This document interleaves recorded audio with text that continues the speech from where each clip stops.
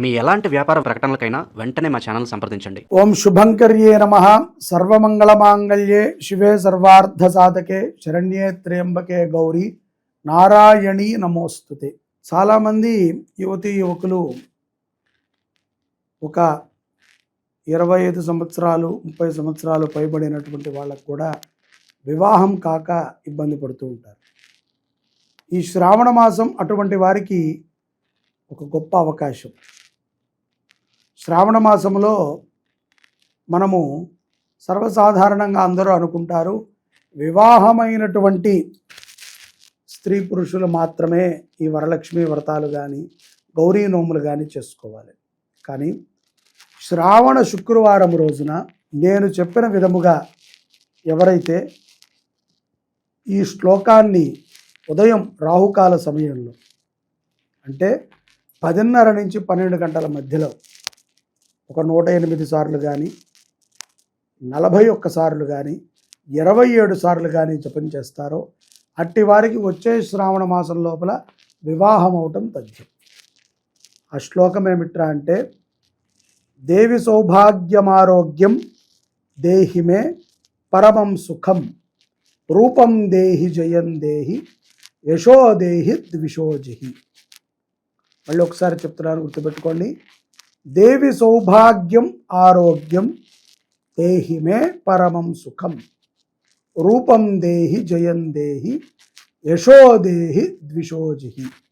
ఈ శ్లోకాన్ని స్త్రీ పురుషులు ఎవరైనా సరే రాహుకాలంలో శుక్రవారం ఉదయం 10:30 నుంచి 12 గంటల మధ్యలో మీరు గనక స్మరణ చేస్తే తప్పనిసరిగా శుభవార్తని వింటారు.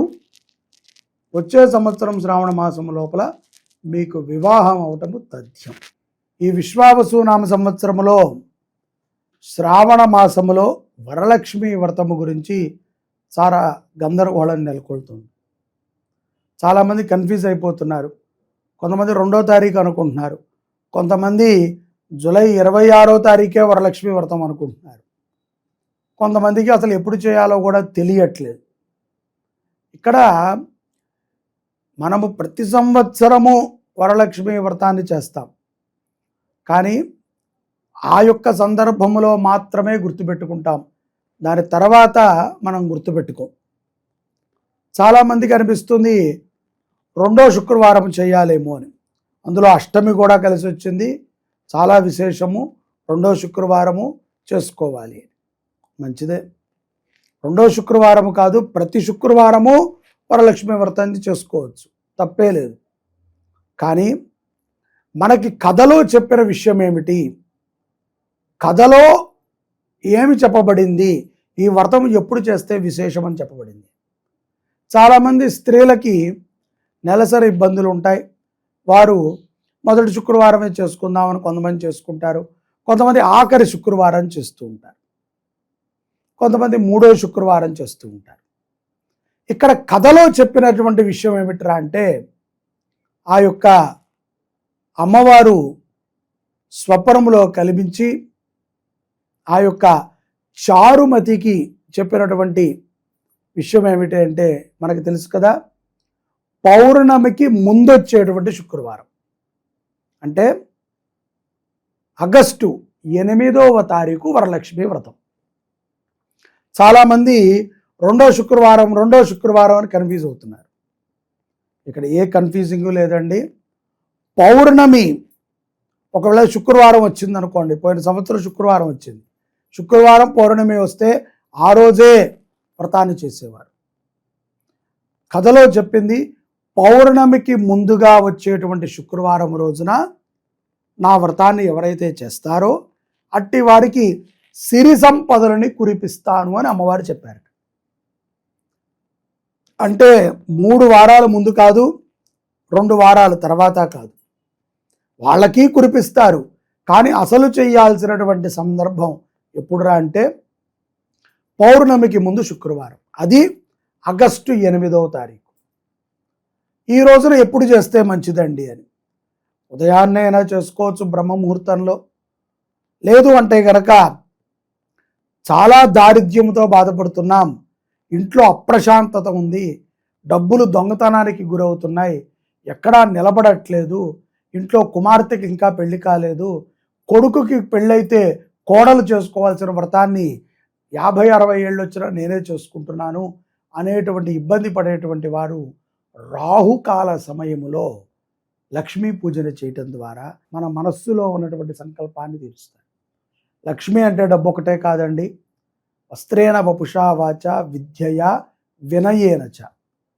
మనము మంచి బట్టలని కట్టుకోవటం, సుందరమైనటువంటి రూపాన్ని కలిగి ఉండటం, చక్కటి దేహకాయం కలిగి ఉండటం, మంచిగా తినగలగటం, అతి ముఖ్యంగా మంచిగా ప్రేమగా మాట్లాడగలగటం, ఎదుటవారిని బాధ పెట్టేటట్టు, ఎదుటవారిని హింసించేటట్టు, ఎదుటవారి డబ్బును దోచుకొని తినేటట్టు మన ఆలోచనలు లేకుండా ఉండటం, ఇదే లక్ష్మీ అమ్మవారి యొక్క ప్రవర్తన. అంతే తప్ప ఏదో మనలో కుచితపు బుద్ధిని పెట్టుకుని, కుచిత మనస్తత్వాన్ని పెట్టుకుని, దుఃఖాలని పెట్టుకుని, ఎదుటవాడిని మీద ఏడుపుని పెట్టుకుని మనము ఇంట్లో బంగారు పాత్రలో అమ్మవారిని పూజ చేసినా అది బూడిదలో పోసిన పన్నీరే. పత్రం పుష్పం ఫలం తోయం యోమే భక్త్యా ప్రయచ్చతి. భక్తి ఉండాలి. ఒక పక్కన భర్తని తిడుతూ, లేకపోతే భర్త భార్యని తిడుతూ, ఇంట్లో మద్యపానాలని సేవిస్తూ, మాంసాహారాన్ని తింటూ, బూతులని మాట్లాడుతూ, అశుభ్రంగా, ఏదో ఒక అజాగ్రత్తగా, ఏదో అమ్మవారంటే ఏదో మీ యొక్క మిత్రురాలైనట్టు సగం కొరికేసి ఇవ్వటము, సగం ఎంగిలి చేతులతో ముట్టుకుంటాం. ఇవి మహాపాతకాలు.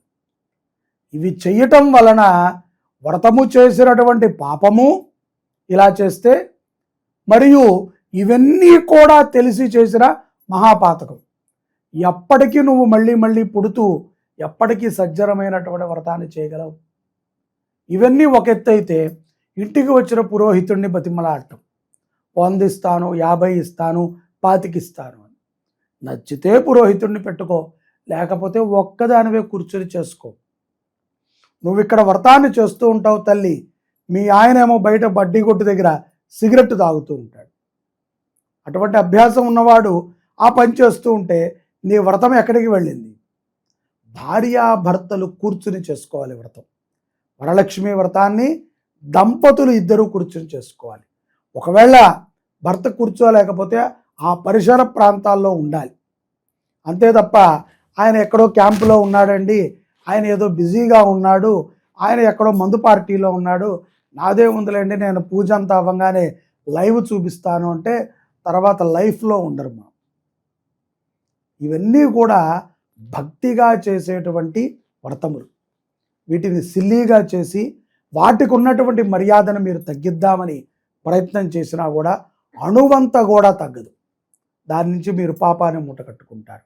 కాబట్టి ప్రతి ఒక్కరూ ఆగస్టు 8వ తారీఖున వ్రతాన్ని చేసుకుని భక్తిగా అమ్మవారి అనుగ్రహాన్ని పొందండి.